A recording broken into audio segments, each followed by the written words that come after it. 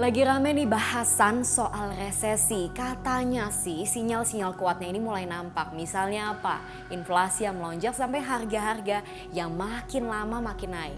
Jadi resesi di depan mata. Terus nasib Indonesia gimana? Kita diskusi. Hati-hati ketidakpastian itu, mengenai ketidakpastian ini.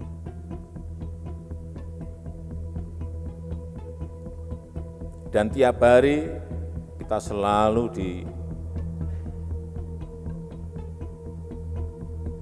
diingatkan, dan kalau kita baca, baik di media sosial, di media cetak, semuanya, media online, semuanya mengenai resesi global.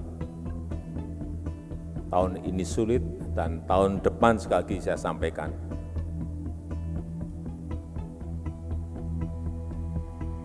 akan gelap. Dan kita nggak tahu badai besarnya seperti apa, sekuat apa nggak bisa dikalkulasi. Lagi-lagi Presiden Jokowi mewanti-wanti kondisi ekonomi dunia ini akan makin gelap di tahun depan. Krisis energi, krisis pangan sampai krisis finansial diprediksi akan menjadi ancaman global akibat resesi. Nah, sebenarnya udah nggak asing dengan istilah resesi, tapi apa sih makna sebenarnya?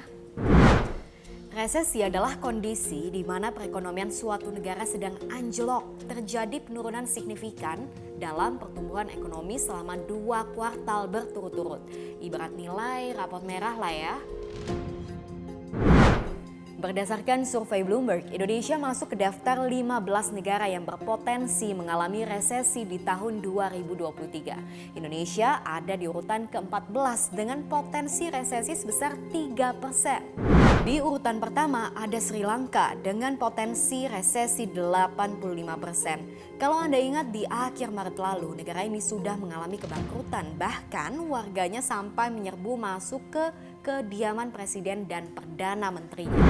Banyak faktor penyebab resesi, salah satunya guncangan ekonomi mendadak seperti pandemi COVID-19 kemarin.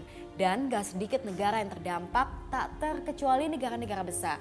Amerika Serikat, Prancis, Inggris, Korea Selatan bahkan mencatatkan pertumbuhan yang negatif pada kuartal kedua tahun 2020. Amerika Serikat, pertumbuhan minus 32,9%.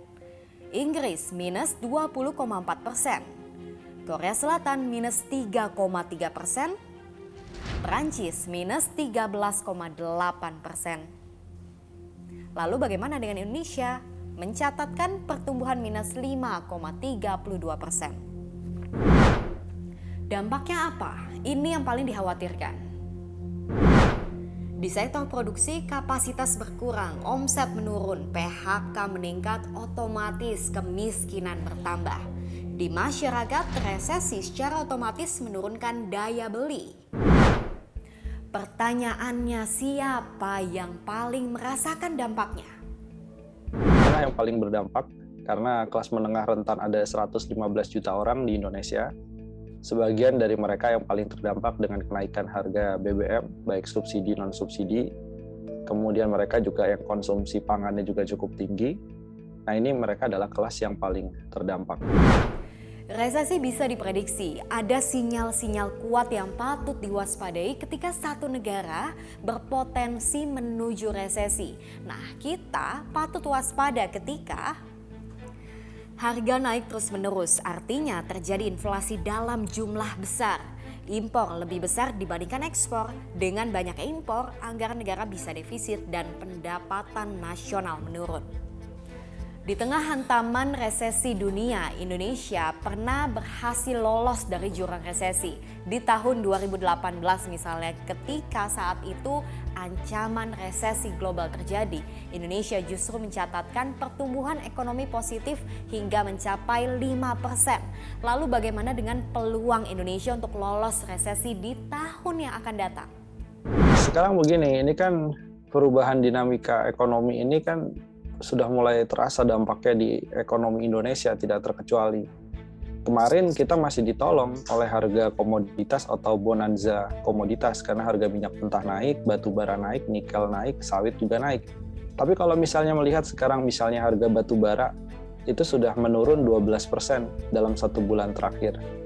Apalagi harga kelapa sawit itu sudah kembali ke Juni 2021 posisi sekarang. Itu artinya apa? Artinya motor untuk mempertahankan ekonomi yang sumbernya dari fluktuasi komoditas itu sebentar lagi tidak akan bisa menjadi penolong utama untuk menjaga fundamental. Jadi yang harus dibenahi adalah kekuatan dari fundamental ekonomi Indonesia. Basis manufaktur, kemudian basis bahan olahan yang bernilai tinggi, ekonomi digitalnya. Nah, itu yang harus diperkuat sekarang. Resesi di tahun mendatang nampaknya seperti sebuah keniscayaan. Lalu apa yang bisa kita lakukan? Bersiap secara personal misalnya dengan berhemat, atur ulang pos pengeluaran, investasi di instrumen yang minim risiko. Pemerintah mulai atur strategi untuk meredam efek domino dari resesi global yang terjadi. Saya Sylvia, makasih sudah diskusi.